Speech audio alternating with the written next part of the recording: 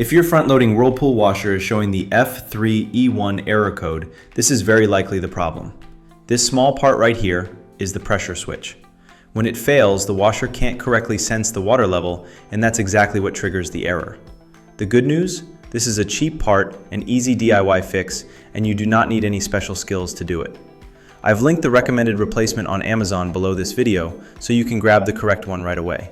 Let's get into the fix. Go to the back of the washer and remove the screws at the rear.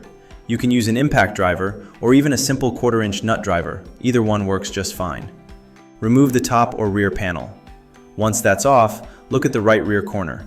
You'll see the pressure switch. It's a small component with a rubber tube attached to it. Twist and pull out the pressure switch. You don't need much force here. It should come out easily. Before installing the new one, here's a very important step. Make sure there is no trapped air in the hose before reconnecting it to the pressure switch. Just let the hose sit open for a moment, or gently press it so any air escapes. This helps the washer read water levels correctly.